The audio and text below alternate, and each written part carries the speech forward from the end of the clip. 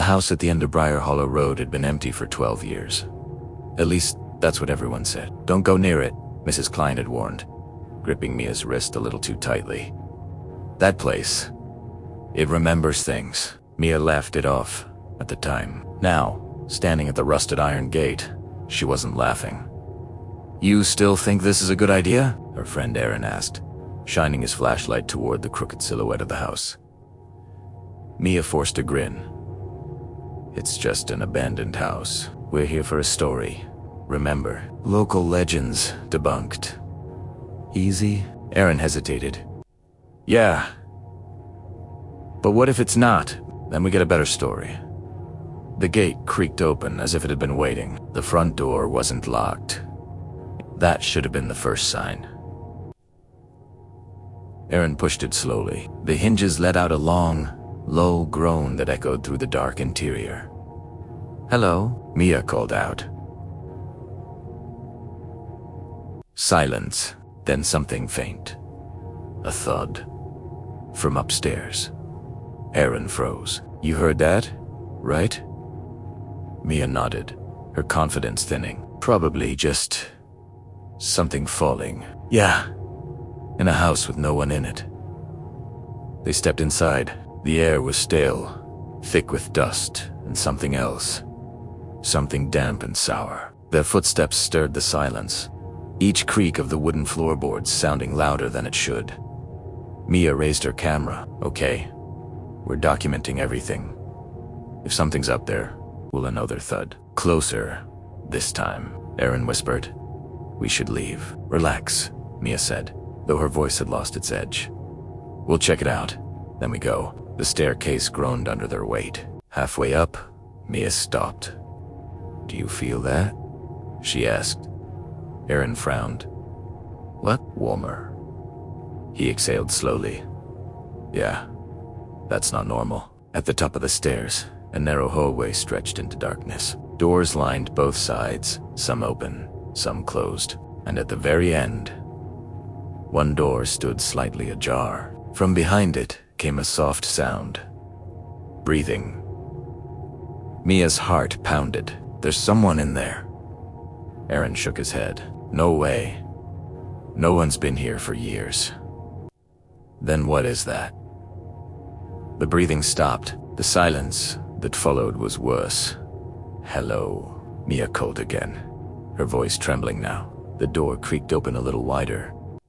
Aaron grabbed her arm. "Don't." But Mia stepped forward anyway. "Hey! We're not here to slam!" Both of them jumped. "Okay, nope," Aaron said, backing away. "We're leaving now." But as they turned, the hallway behind them had changed. The staircase was gone. In its place was a blank wall. Mia blinked. "That's not possible." Aaron rushed forward, running his hands along the wall. "It was right here. We just came up." A whisper curled through the air. "You shouldn't have come." Mia spun around. "Who's there?" The voice came again. Closer. "Stay." Aaron grabbed her. "We're not staying." He pulled her toward another door and yanked it open. Inside was a bedroom, old, decayed, and in the center of the room a chair, facing the corner. Slowly, it began to turn. No one was sitting in it, but it moved. Mia's voice cracked.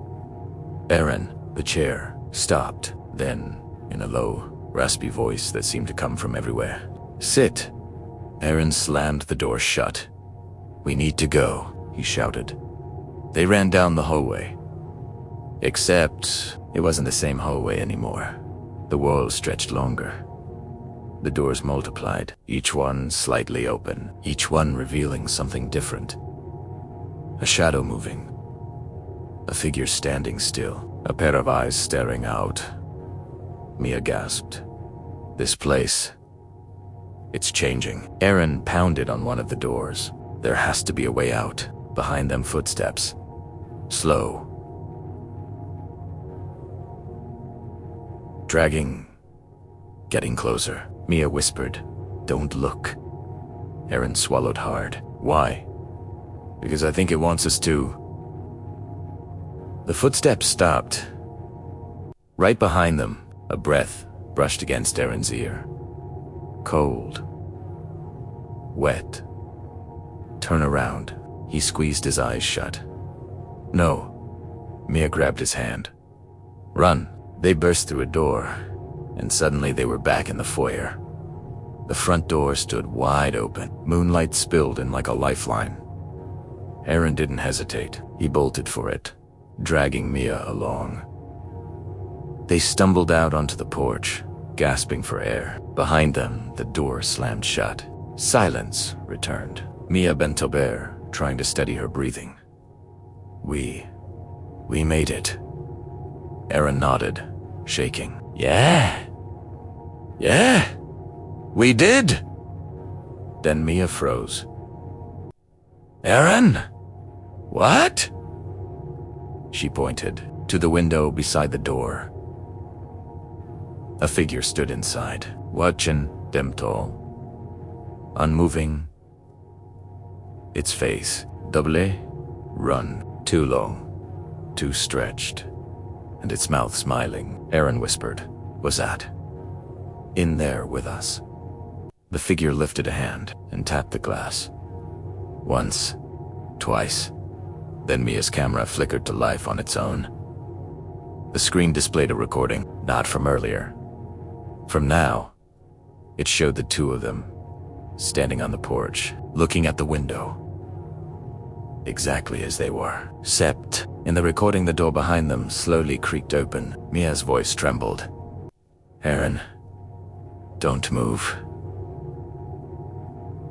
He didn't. Why? Because in the camera, "It's right behind us," the whisper returned, closer than ever. "You came in." A pause. "Then now you stay." The camera went black, and the porch light flickered out. The next morning, the house at the end of Briar Hollow Road was quiet again, just as it had always been. Except now, if you stood very still, you might hear voices inside. Two of them, whispering, "Warning! Don't come in."